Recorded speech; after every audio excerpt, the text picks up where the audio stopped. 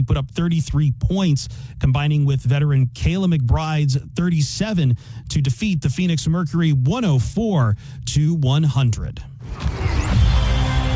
Live from the heart of SEC country, this is your daily fix of grit, guts, and gridiron glory. Welcome to the Deep South College Football Show. Bowen, here it goes! Georgia retakes the lead! Breaking down the biggest matchups, the boldest takes, and the deepest rivalries in college football on Tide 100.9 and 1230 AM WTBC. Intercepted! They confused him! Xavier Brown headed the other way! Touchdown Tide! From Fayetteville to Gainesville, from the Grove to Toomer's Corner, it's SEC football. Chambers delivers! Touchdown! Now, here's your award-winning host, Wyatt Fulton. Welcome into another edition of the Deep South College Football Show right here on Tide 100.9 and 1230 AM WTBC. Tide 100.9 is your home for Alabama Crimson Tide sports, and thank you for checking us out on the YouTube side of things as well with the Deep South College Football Show YouTube page. Got my buddy Whitman Clark hanging out with us here in the studio, and Whitman, the videos have started to pop off a little bit. Ole Miss fans are not happy with us. Why? Well, apparently we didn't talk enough about, the rest of the running back room, and they've got a really good running back room there with Ole Miss, but they said we harped too much on Kewan Lacey, right, and the carries he got last year, and yes, he got a lot of carries last year, and so you've got to mitigate that this season, but apparently we didn't talk enough about, the rest of the running back room with Ole Miss, which, by the way, is going to be very good this season. Would I be able to find that in the comments of the YouTube page? Oh, 110%. Okay, that's what I'll go do. That's what I'll go do during the commercial break. And if I find some that are funny, I might read them off. I would say, yeah, they called us idiots. They said we don't know jack about blank, and we made it. People think we're stupid. Hey, man, you always know you've made it once you have haters out there, right? Exactly. Look, I want to segue over to the home run derby. It's like what the guy that won it said when he took down Kyle Schwarber, Philly's best hitter in Philadelphia in the championship. He got on the mic after the home run derby and said, hey, they don't boo nobodies. That's just true. Did you watch the derby yesterday? I did not. I'm not a massive baseball guy. I'm not a massive baseball guy. Last night was about as good as I've seen one in the last 5 years now that they removed clocks off of each person's round. Yeah.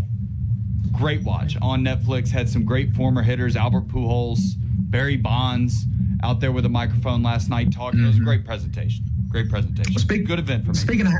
Speaking of having haters, this might be the most hated team in the SEC right now that we'll talk about today. This is the Texas Longhorns preview day here on the Deep South College Football Show. You see the man right there, Steve Sarkisian, entering year 6 in Austin, Texas. 48-20 is his record with the Longhorns. Now, that may not sound like a great record. However, he's won 10 games each of the last 3 seasons. 2 seasons ago. Let's start 3 seasons ago, final season in the Big 12. They go out and they win the Big 12. They beat Alabama in Tuscaloosa that season. You go to the college football playoff against Washington, and we're a pass or two away from winning that college football playoff game and getting to play for a national championship. 2 years ago, your first year in the SEC, you beat everybody that you play outside of the University of Georgia within conference play. You make the SEC championship. You go into overtime against Georgia there in Atlanta, and then you come out in the college football playoff. You beat Clemson in the first round at DKR Memorial Stadium there in Austin. You turn around and you beat Arizona State, who gave you a bit of a scare in the Peach Bowl, and you were probably a player or two away from beating Ohio State in the semifinal round to go to the national championship. So again, back-to-back seasons, Texas is 1 or 2 plays away from potentially getting a chance to compete for a national title. Dare I say closer than what history would have you believe? Yeah. I mean, the scare from Arizona State probably put a couple of negative images into people's hearts in the way that Ohio State game ended. Not to mention they got sandwiched in between Ohio State beating a lot of teams by a lot of points during that playoff run. So people probably just assume naturally that Texas got their tail whipped in that game when it really was a miracle play from Jack Sawyer sealing the game down the sideline with the strip sack, fumble recovery, touchdown. Yeah, it's late in the fourth quarter. Texas is in the red zone. It's a one-score ball game and just a simple blocking assignment or blocking miss, basically. Jack Sawyer, strip sack, scoop and score the other way. And even though it was a two-score game at the final tally, that doesn't indicate how close that game was. That was a very back-and-forth game. These two teams were two of the best in college football in 2024. 2025 comes, right? New starting quarterback. Arch Manning, Colin Simmons is in, year number 2 at Texas. We expected Texas to be a force to be reckoned with. And not just us on this program. Nationally, they expected Texas to be a problem because they came in as the number 1 team in the country in the preseason. Now, preseason polls mean that much. Big fat goose egg, absolutely nothing. But a lot of talent on that Texas roster last season. And it didn't quite live up to the expectations. Right? At what point they went from number 1 to unranked. And they ended up finishing the season fine and making the Cheez-It Bowl, and they handled Michigan and did what they needed to do against the Wolverines to give themselves positive momentum. But now, while they may have been unranked at some point in the season, goodness gracious, while they may have been unranked at some point in the season, you will never convince me that there was a split second in 2025 when Texas was not a top 25 team. Now, the unranked loss at Florida is obviously what did that, and they played a lot of games a lot closer than they should have, that Texas fans probably rolled into the season with their feet kicked up while they looked at, saying 20-point win against Mississippi State. We'll beat Kentucky by 20. We'll handle Florida. Yeah, no, not quite. The unranked loss gets teams, but you have the chance to recover. I hated the argument that Texas put out last year. We shouldn't have scheduled Ohio State. We don't do that. We're in the college football playoff. I hate to say it. They're right. And I think because of how bad their offense looked in that game, because it was their first day, again, despite outgaining Ohio State by over 150 yards, they got a lot more blame than they should have for losing that game in Columbus in week 1 with a first-time starting quarterback against, that's right, a Super Bowl winning defensive coordinator. And Jeremiah Smith, and a Heisman contender, and Julian Sayin as well. And, by the way, Sonny Styles, Arvell Reese, Caleb Downs on the defensive side of the ball there. Again, not saying Texas doesn't have studs on their side of the ball there, but they sure do. Ohio State was one of the best teams in the country last season, even despite losing losing to Indiana and losing to Miami. They were still one of the best teams in the country last season. But now we turn the page to 2026. Texas is, again, probably going to be pretty highly ranked. Don't know that they're going to be number 1. It seems like the consensus is that Notre Dame's probably going to be the number 1 team in the country when the AP poll gets released. August 17th, I think, is when Brett McMurphy said that was coming out. I cannot wait. Prepare your outrage accordingly. I cannot wait to kick my feet up and just see what people say about Notre Dame when that happens. I'm under the belief they're probably one of the 2 or 3 most talented teams in the country, but people will do with those rankings what they will. That they do. I still expect Texas to be a top 5 team, though. I mean, they are number 2. Because I'm trying to think about what the rankings would be. Notre Dame, I feel like, is a safe bet to go number 1. Ohio State will be up after that. Is it Ohio State? Is it Oregon? Is it Texas? Is it Georgia? I mean, if that's your top 6, I kind of have no qualms. Even if a team that I think is number 6 ends up being number 2, a lot of these teams have a lot of great talent, but maybe some question marks here and there. What if we put out our own AP ranking before it comes out? Maybe we can. And I'm glad you mentioned that. Because we're going to do that at the tail end of this week. I think it's going to be Thursday or Friday that we're going to be doing that, putting out our own top 25. I love it. I had to find a way to fill content because we're doing Texas today, Vanderbilt tomorrow. We still got 2 days before we get to Tampa, so we got to find something to talk about.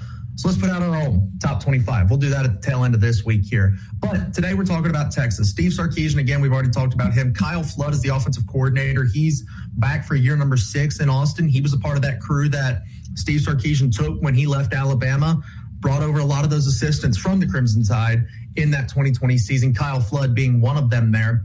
Defensive coordinator is Will Muschamp. He was the D coordinator at Texas from 2008 to 2010, was the defensive coordinator at Texas when Alabama won the national championship against the Longhorns in 2009. So a guy that's very familiar with Austin, very familiar with the University of Texas, spent a lot of time in Athens under Kirby Smart being the defensive coordinator for Georgia, as well as having a couple of head coaching stops here and there when you look at his tenure with South Carolina as well. So a lot of good coaching talent on this staff here.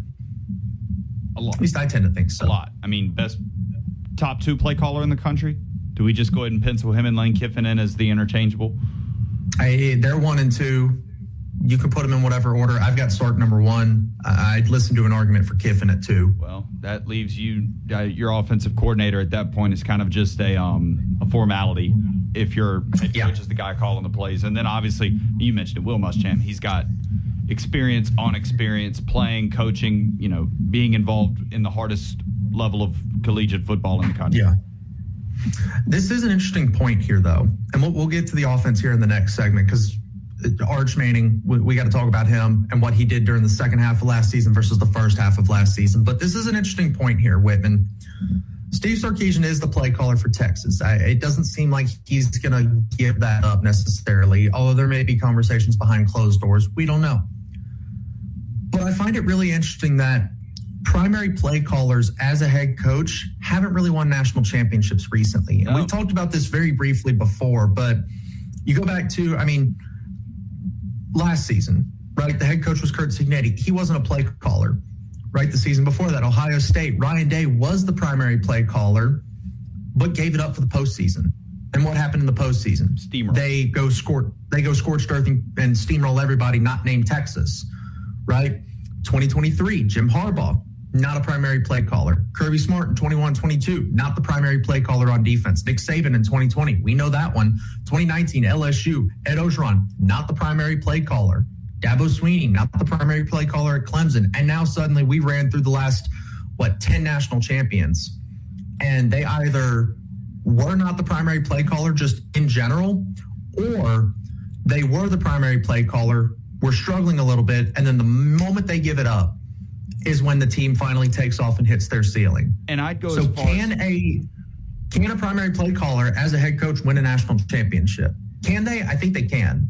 But it's a lot more difficult to do that. I'd also go as far as to say it leaks into the NFL as well. I mean, outside of Andy Reid, when the Chiefs got their handful of Super Bowls, and I suppose maybe Sean McVay when the Rams won 5 years ago, a majority of your head coaches are defensive guys or, CEO types, program runners, not offensive play callers. You think of Mike McDonald with the Seahawks, Bill Belichick in any Super Bowl he won, Pete Carroll with the Seahawks. I mean, the list just goes on and on and on. It's just a lot to manage being a head coach. It is. Having to juggle situational football with an entire branch of your football team, you being, the quarterback of that. So I'd be very interested to see when we see a play caller win a national title. But you're not going to see it often, if at all, because it takes so much.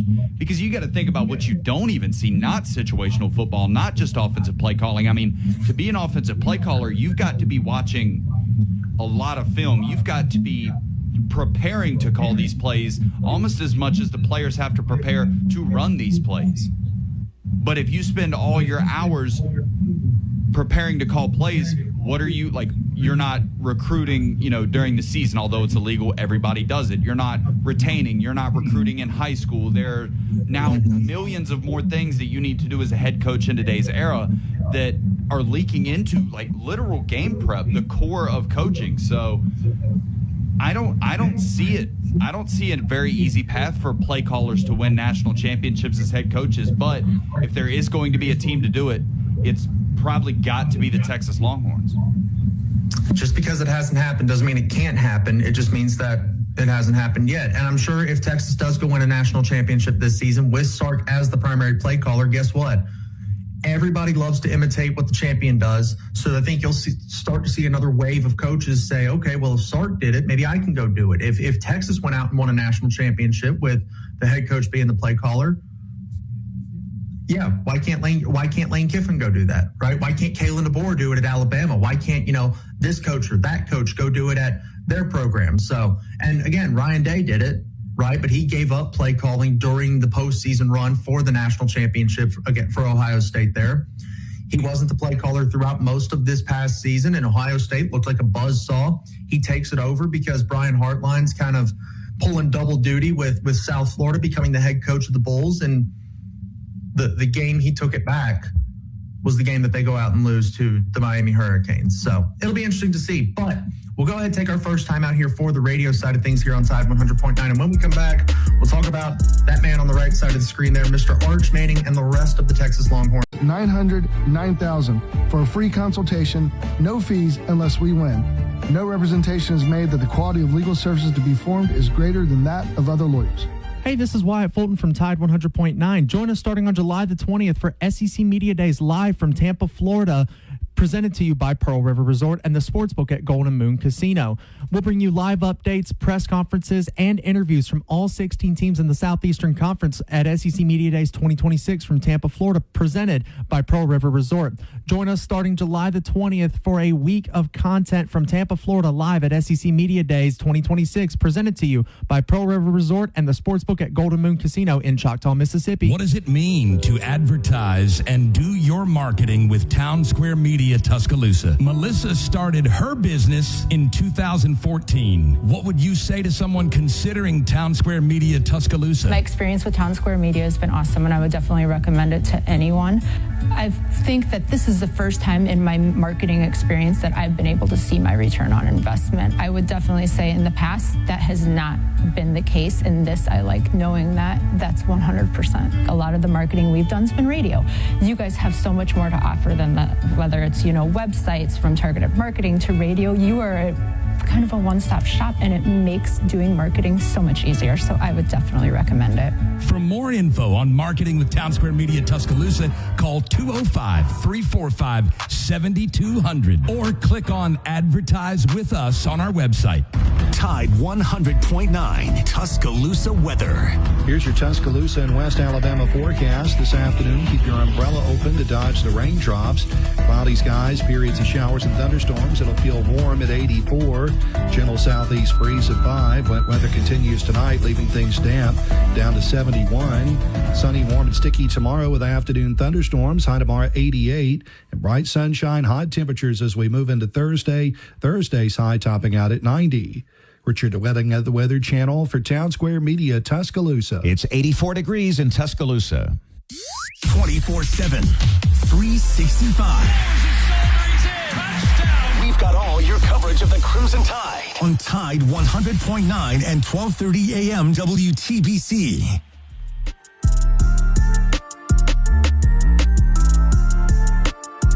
Welcome back to the Deep South College Football Show right here on Tide 100.9 and 1230 AM WTBC, your home for Alabama Crimson Tide sports. Let's go ahead and jump out on the phone lines here.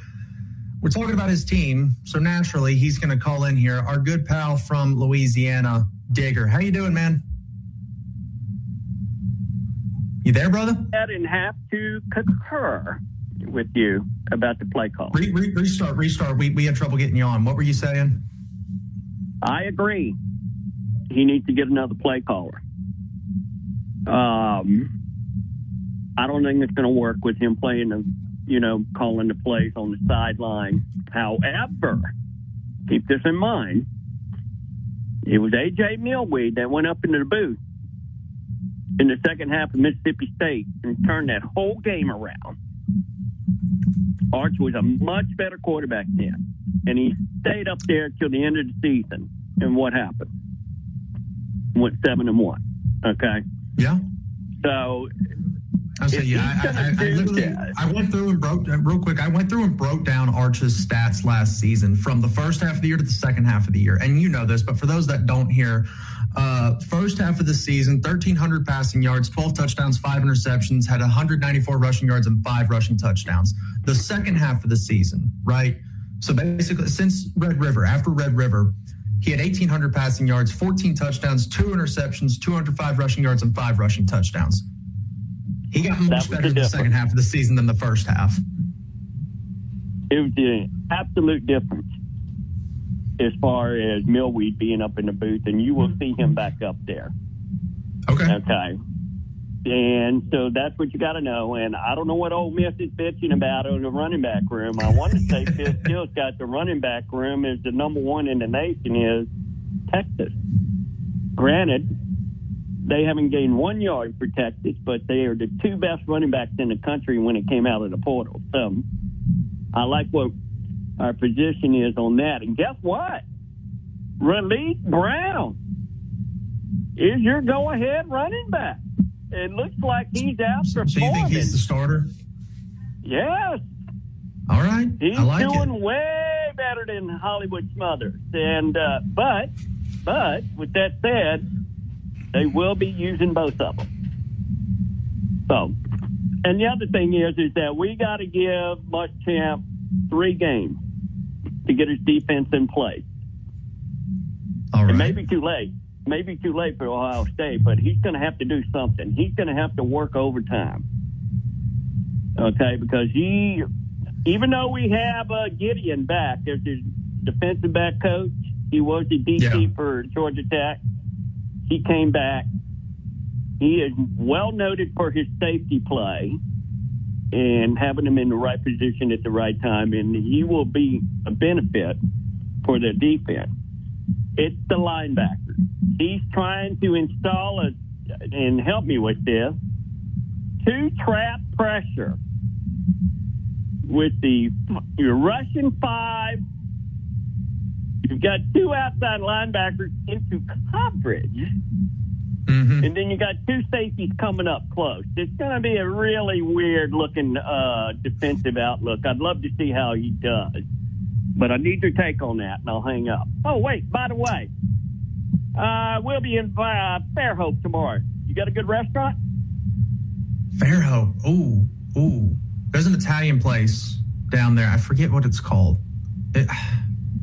Hold on. Because there's a really good Italian place up here. And There's if I lose, I got to take them to a nice restaurant. So give me a little heads up. I'll listen to it, okay? All right. I'll look for it in the next commercial break, and then I'll give you that recommendation. Appreciate it. Enjoy. Yep. That's our friend down in Louisiana calling us via the phone lines there. And he had mentioned the running game for Texas, and we'll go ahead and dive into that here.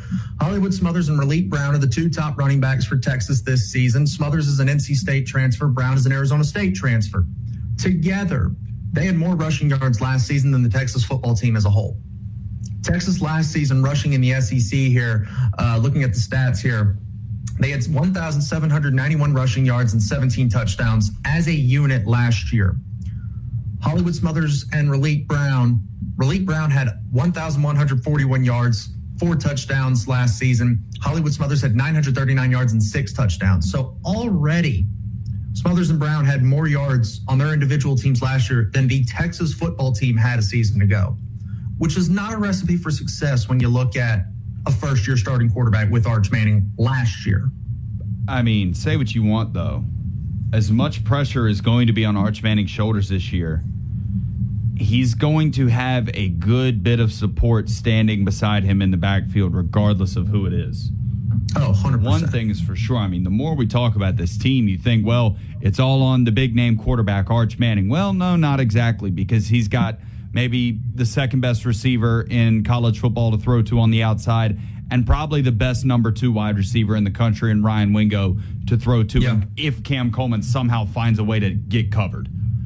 Well, okay, so there's just a lot of pressure on the quarterback to throw to his big-name receivers. Well, not so fast, because he's got 2 absolutely all-conference, all-American caliber players to hand the ball to if for some reason the DBs from the opposing team just decided, hey, I'd start my steroid cycle today, you're not going to throw the ball.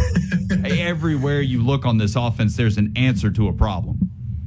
Yeah, there's an answer everywhere here. And like you mentioned, Cam Coleman transferring in from Auburn, 708 yards, 5 touchdowns last year, with the quarterback that couldn't hit the broadside of a barn for most of the year. With Jackson Arnold. No disrespect, but he was rough last year. No disrespect. You are awful.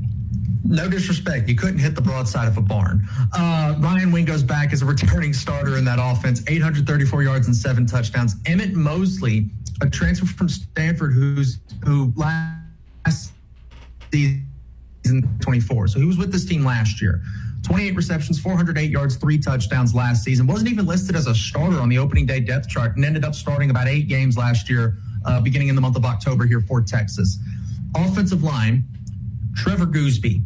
Forget about left tackle. That spot's filled. You don't have to worry about that spot. Left guard is Lawrence Seymour, a Western Kentucky transfer who was granted a 6-year of eligibility. However, he wasn't with the team for most of spring practice. So the page I'm looking at here, they've got him listed as the probable starter at left guard, but didn't get to participate in a ton of spring ball because he was kind of waiting on that waiver. But he's got the waiver now, and so he should be able to be with Texas this season. And for those that may not understand just what you're saying when you say forget about left tackle, you can forget about it this year. You're going to need a new one next year because Mr. Gooseby is going to be playing on Sundays in the 2027 football season. And he's going to be making a lot of money doing it, like top 15, top 10 pick money next year. He's that kind of a player.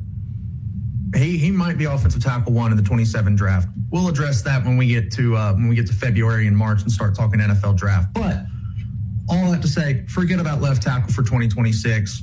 You're fine there. The center is returning, Connor Robertson. He played in all 13 games with 8 starts in 2025. Brandon Baker was listed as the right guard, but I went and did some digging. He started at right tackle in all 13 games last season. He's played in 21 career games, so maybe, I don't know, maybe they're going to kick him inside here because they brought in Wake Forest transfer Melvin Siani, who started all 13 games for Wake Forest last year. He's also played in 15 games with 10 starts and 2 seasons at Temple. So now Melvin Siani is on his 3rd school, this one being Texas. He's played tackle at a high level, so is Brandon Baker. So it appears, and by the way, Lawrence Seymour as well, was a multi-year starter at Western Kentucky too. So you've got an entire offensive line that, while I've got concerns about it, I see why Texas feels confident in their offensive line because you've got a bunch of guys that have started a bunch of games and probably one of the best left tackles in the country in Mr. Gooseby out there at left. It's what you've said, I think, at least about 8 or 9 teams at some point when talking about their roster. They've got a question. Doesn't mean it's a bad thing. Doesn't mean it's a good thing. We've just got to wait and see. And I think this is one of the many offensive lines in the SEC, much like Alabama's, much like the rebuilt South Carolina offensive line, where if you're not in the top 2% of fans for that team in the country, you're just going to have to wait until week 2, week 3, week 4 until you can get all these names sorted out and you can, really start to make your well thought out opinions. 6 guys that I've labeled as returning starters on offense. That's Arch Manning, that's Ryan Wingo. I'm including Emmett Mosley, even though he wasn't a full-time starter. He started most games after the game against Florida there. Connor Robertson, Trevor Gooseby, as well as Brandon Baker, who started all the games last year. Don't know what he's going to do quite yet this season, but that's another returning starter. My breakout player for Texas this season here, and it's going to be kind of odd because Cam Coleman's in there, Ryan Wingo's back, and Emmett Mosley is returning yet again for Texas here. And by the way, Ryan Niblett's just kind of hanging around that Texas roster here as well. That Texas receiver room, running back, whatever you want to call him. He's literally called a running back / wide receiver on Texas's roster here on the website. He's played in 30 career games. He was a first-team preseason All-American, according to Phil Steele. Preseason second-team All-SEC selection here as well for Phil Steele. So even though you've got all these guys, you've got a cat that plays wide receiver in that room by the name of Khalil Lockett that I'm not entirely sure how you keep him off the field for this Texas offense. I understand you've got Cam Coleman and Ryan Wingo and Emmett Mosley and Ryan Niblett, but how in the world do you keep a guy like Khalil Lockett off the field after he redshirted last season? And maybe he'll play, sparing snaps here and there this season and be kind of the breakout guy next year, right? Because you expect Cam Coleman to hit the NFL draft. You expect Ryan Wingo to probably go to the NFL draft here after this season here. They're both juniors. They both have been a part of this roster for quite a while now. So I don't know how you keep a guy like Khalil Lockett off the field, but if you do and you get him to come back next season, you're looking at almost a bona fide just forget about that position with him on that roster next year. I'm going to go ahead and say it. If we're naming breakout players for this offense, this may be the most shallow pick ever. It's going to be Cam Coleman. Like, this dude's a top 2 receiver in college football. Brother. He's a top 2 receiver in college football and has been catching passes from you and I for 2 years now. Like, that's what he's been able to do. When was the last time that we saw a receiver of this magnitude get paired with a quarterback of this magnitude? Oh, wait. 2019 LSU. Jamar Chase on the outside, catching passes from Joe Burrow on the inside. I'm not projecting that's what it's going to look like. But Cam Coleman's that kind of receiver, and Arch Manning's got that kind of talent. Tight end room is a little inexperienced for Texas here, but, I mean, look, if we're complaining about the tight ends on this roster, like they put a guy in the NFL last season. You know, you've got the tight end here, Amari Winston, and Nick Townsend. They both have 2 receptions last season, one for 47 yards. That was Winston, and Townsend had 7 yards.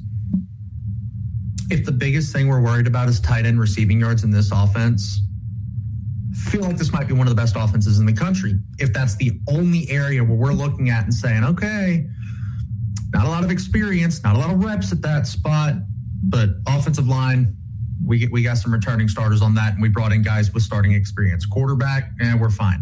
Wide receiver might be one of the best in the country, might be one of the best rooms in the country. And running back, the 2 guys that are going to lead that room had more rushing yards than we did as a team last season.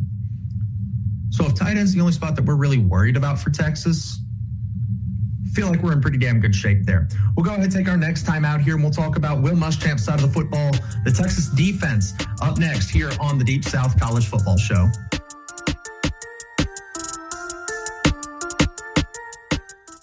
What does it mean to advertise and do your marketing with Town Square Media Tuscaloosa? Melissa started her business in 2014. What would you say to someone considering Town Square Media Tuscaloosa? My experience with Town Square Media has been awesome, and I would definitely recommend it to anyone.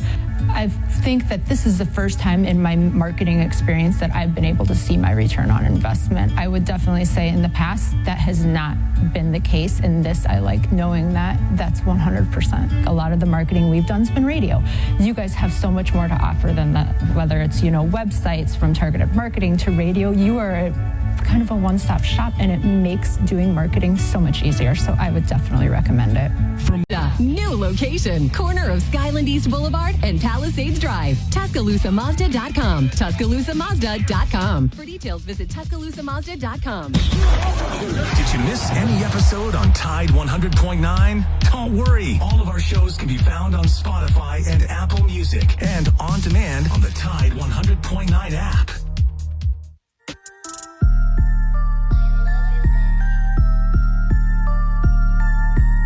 Welcome back to the Deep South College Football Show. We're talking Texas Longhorns today here on the program as we preview Texas for the 2026 college football season. And this defense here for Texas may have lost some guys. Anthony Hill Jr., Malik Muhammad, they're gone to the NFL, plus a couple of other guys here and there. But they still return a lot of key talent on this roster. Lance Jackson's got 13 appearances. He started the Michigan game last year, was an SEC All-Freshman last season here. The reserve is Zena Umeozulu, which, Whitman, Umeozulu is not a very common last name. I wonder if there's any relation to Desmond Umeozulu, who's on the Alabama roster.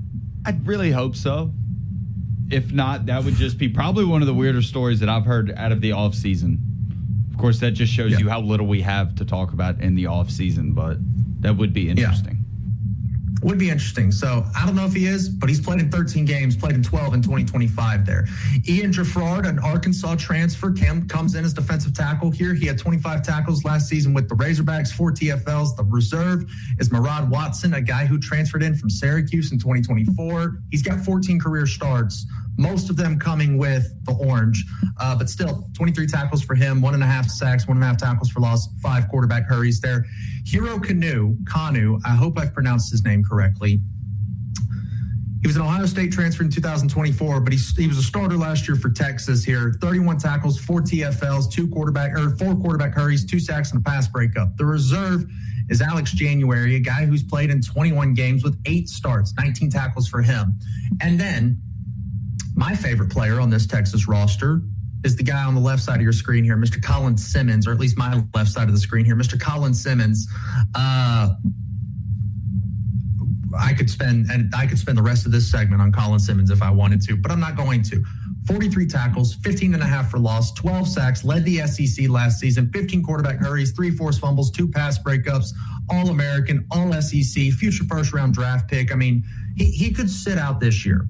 and still be potentially the first edge rusher off the board in 2027. Like you said about Trevor Goosby, go ahead and throw away left tackle, Worry. Go ahead and throw Colin Simmons' side of the line of scrimmage of Worry. Throw it out this year, but you're going to need it back next year because this cat's going to be gone before we get an hour and a half into the draft next year. And an hour and a half is like if he messes up his ankle or something. If he's healthy, this kid's like Myles Garrett kind of good. That's big. That's huge. That's some big expectations on a guy like Colin Simmons. 10 freshman sacks in the SEC. Just stepped right in and did it. Did it again last year with more attention on him. Yeah. If he can go triple digits one more time, he'll be a Will Anderson level type draft pick. Yeah. He could sit out this entire year and be like, nope, I'm going to focus on the NFL draft. And while it would hurt Texas, it's not going to hurt his draft stock. He's that good of a ball player. And so, like you said, Trevor Goosby, forget about worrying about left tackle this year. Colin Simmons, forget about worrying about edge rusher this season. Now, next year might be a different story here. They brought in Pittsburgh transfer linebacker Rasheem Biles. He had 10 starts in 10 game appearances in 2025 with Pitt. Transfers into Texas, 101 tackles, 17 tackles for loss. Whitman, I've got over 30 tackles for loss just between Colin Simmons and Rasheem Biles. Get the ball out quick. Get the ball out quick, or you are going to have either a lot of dirt to pull out of your neck when you're done, or you're going to be picking tire pellets out of places you didn't know tire pellets could get after getting roughed up on this Texas turf. Anthony Smith had played in 12 games in 2025, started 60 tackles last year for the Longhorns. The reserve, Justin Cryer, has played in 26 games with 10 starts at Florida State, had 43 tackles for the Seminoles last season here. Another linebacker, Brad Spence, who played for this team last season after transferring in from Arkansas after 2024. 35 games, 5 collegiate starts, 21 tackles, 6 tackles for loss for Brad Spence. Marcus Boswell is the backup, or I guess the quote-unquote reserve, according to the depth chart that I was looking at this morning when I was doing all my research here. 11 game appearances last season for Akron there with 19 tackles, a tackle for loss, a sack, a forced fumble, a fumble recovery, and an interception. Guy knows where to be where the ball is. 19 tackles, but he's got a TFL, a sack, a forced fumble, a fumble recovery, and a pick. That's somebody that just likes to be where the football is. He see ball, get ball. Good trait. That's what you want out of him. Good trait to have. Very good trait to have here. Now, I mentioned the secondary here. They lost Malik Muhammad. He went off to the NFL draft. And what do you do when you lose a starting corner, right? You go bring in a guy that started 12 games at a different program last year, if you're Texas at least, with Bo Musco there out of Rutgers, started 12 games in 2025, 53 tackles. Not a number you want to see from a cornerback, but it's Rutgers. I get it. He's a good ball player, though. 4 pass breakups, 2 TFLs, 2 forced fumbles, and an interception. Cade Phillips played in 12 games last year as a freshman for Texas. And, oh, by the way, started 3 games, including the Citrus Bowl against Michigan there. 22 tackles and 6 pass breakups last season.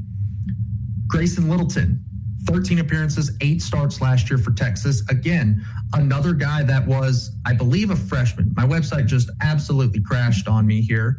So if you'll give me a second, I'll pull it up and I'll make sure that I'm reading off these numbers or these ages and classifications correctly here. Looking at Texas here in 2026, that's the offense. Defensively, Cade Phillips as a freshman last year was playing a lot of meaningful snaps for this Texas defense, or for this Texas defense here. Grayson Littleton, 13 appearances with 8 starts a season ago. That's another guy that was a freshman last year. So even though you had a guy like Malik Muhammad, this Texas secondary was kind of young last season with Cade Phillips and Grayson Littleton. But now they're veteran guys who have played in. Cade Phillips played in 12. Grayson Littleton played in 13, all 13 last season. Littleton started 8 games. Phillips started 3 games. Now you're starting to feel a lot more comfortable about this Texas secondary here. Xavier Filsami, I think I pronounced that right. Xavier Filsami or Filsame. I don't know.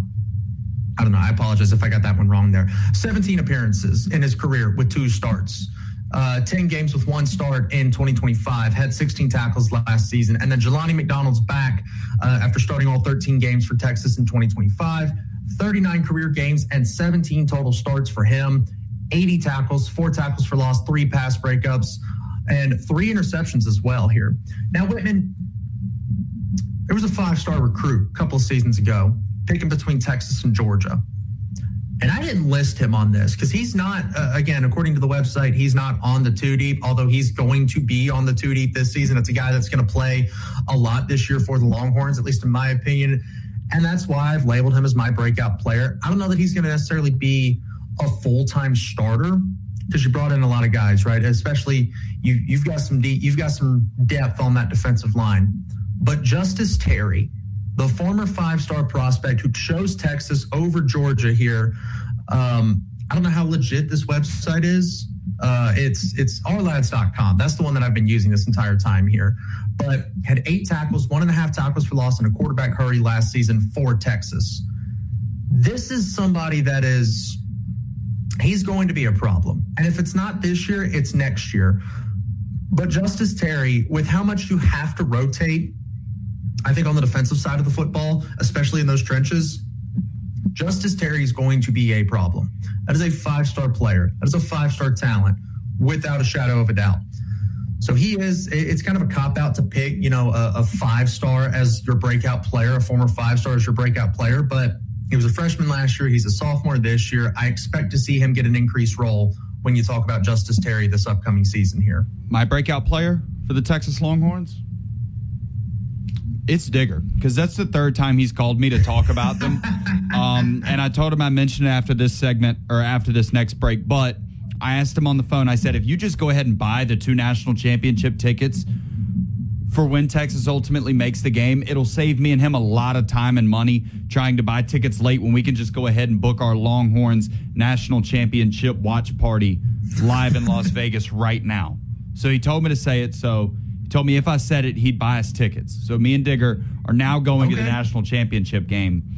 Hang on. Can I get in on this action? You're a media member, bro. You'll be credentialed and qualified by then. Brother, what do I got to do to get in on this action here, man? You have yet to proclaim your stake in Texas's national championship journey in 2026. Maybe if you ask nicely enough, Digger will scrounge up some money for a 3rd ticket. He'll like when we do our schedule prediction here in the next segment here. We'll go ahead and take our final time out for the radio side of things, and we'll talk about the Longhorns schedule here next here on the Deep South College Football Show.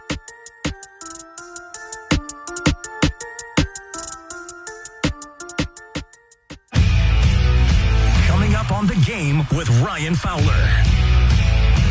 Coming up on the Tuesday edition of the game, we're going to talk to Mike Cecilia, WWL, the big 870. We'll talk with him. We'll talk to Pete Utah. And we'll get questions from most Alabama fans. Starting at 2 p.m. on the game with Ryan Fowler on Tide 100.9, 1230. WTBC, your home of Alabama Crimson Tide.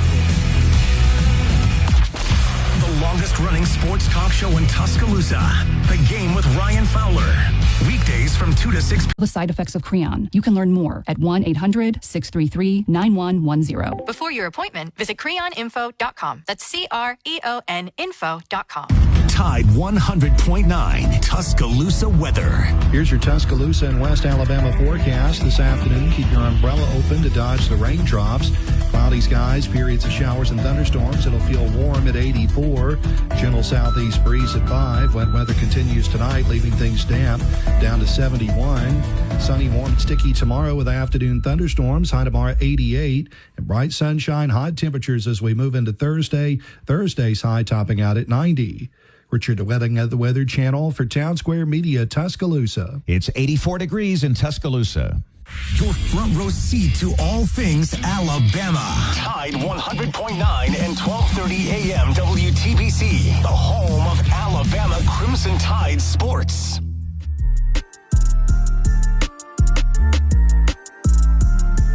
We've talked offense, we've talked defense. Now let's take a look at the schedule for Texas here. And it is tougher than it has been in the past. But no Georgia on the schedule for the first time since they joined the SEC. And the big ones that stick out to me here, Whitman, it's that week 2 game against Ohio State. That's always going to stick out when you get a marquee game like that. It was 1 versus 2 last year. And while the offense was hyped up a season ago, I think this could be a game where you see a little bit more of that offensive prowess that we had heard about so much going into last season. I would 100% assume so. Both quarterbacks, year of experience under their belt with Julian saying he's got a year of experience with Jeremiah Smith under his belt. with Arch Manning. Now he's got his own sort of Jeremiah Smith in Cam Coleman. Both of these teams lost a lot on defense last year. Texas probably retains the best defensive player, or will probably have the best defensive player on the field this year, this time around, with Colin Simmons now that Caleb Downs is off to the NFL.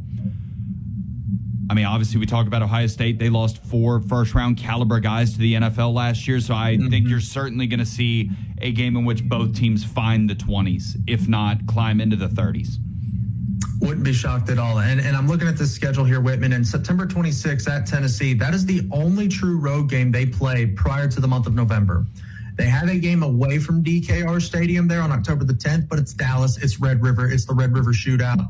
So at Tennessee, bye week, neutral site against Oklahoma, and then you're back at home for October 17th against Florida, October 24th against Ole Miss, and October 31st against Mississippi State. You play your second true road game of the year on November the 7th against Missouri. Only 4 true road games this season for Texas. That Red River will certainly probably serve them in the long run more than it hurts them when it comes to scheduling. They probably find a way to avoid a road game, and they could just sandwich in maybe a Texas State or something like that to help. I mean, very, very fortunate with the schedule, because I was just thinking about it while you were talking. Is it better to have your crop of road games, if you're going to load them up somewhere in the schedule? Is it better to do it early in the year or late in the year? Probably leaning towards late in the year, because they will head into that 3 out of 4 stretch with Missouri, LSU, Arkansas at home, and then A&M on the road. They will head into those dangerous road games with experience under their belt. They will have gone to Neyland before already, and they will have dealt with the neutral side effects of Red River. But they will be battle-tested going into the month of November. Maybe not on the road as much, but they will be better suited to learn how to handle these road environments in November rather than having to learn them week 1 in Columbus, Ohio. You get your tough games. Your toughest games all come at home or neutral site here. That's Ohio State, that's Ole Miss, and then Oklahoma as well. And then at the end of the season, like you mentioned, you get LSU and Texas A&M both on the road with a game against Arkansas sandwiched in the middle there at home. But like you mentioned, they'll be a battle-tested squad. They'll have experienced Neyland Stadium. They'll have experienced yet again Red River in the Cotton Bowl there before, and then you play Ole Miss, a really good team this season, at home prior to your road trips here. So Whitman, we got a minute left here. Give me your record prediction for Texas in the regular season. Sark doesn't go 0-3 to Ryan Day, so they'll start 3-0 there.